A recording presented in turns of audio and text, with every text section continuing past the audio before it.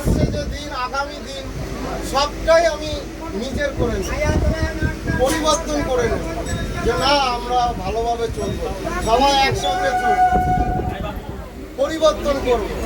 ঠিক আছে, রাধে রাধে। প্রতিটা আপনার উপর নির্ভর করে যে আমি নাম সংকীর্তনটা করছি সকলের মঙ্গলের জন্য, সকলের ভালোর জন্য, আমারও ভালোর জন্য। তো আমি সনাতন ধর্মের ভগবত কথা ছাড়া আদার্স কথায় আমি যাব না। কেনই বা যাবো?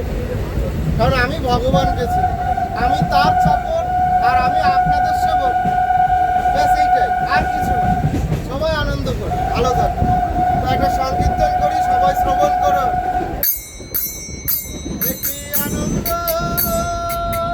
পরমানন্দ পুরুষোত্তম লীলা বিনাম। দেখি আনন্দ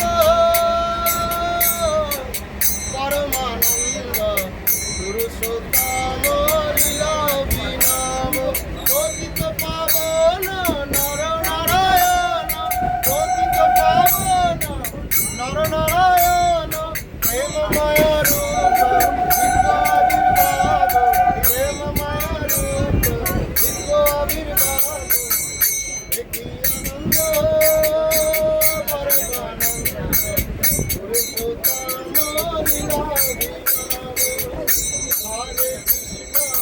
হরে কৃষ্ণ কৃষ্ণ কৃষ্ণ হরে হরে, হরে রাম রাম রাম হরে হরে। তাহলে আসছে দিন কোথায়? আগামী 3 তারিখে মহাপ্রভুর জন্মতিথি মহোৎসব। তাই আসছে দিন, হ্যাপি হোলি সবাইকে। সবাই আনন্দ করুন, ভালো থাকুন। নিতাই গৌর হরি। গাইজ ঈদের দিনে একজন প্রভুকৃত মায়াপুরের লিখিত সুন্দর একটি নাম সংকীর্তন পরিবেশন করলেন এবং সকলকেই আমন্ত্রণ জানালেন মায়াপুরে যাওয়ার জন্য।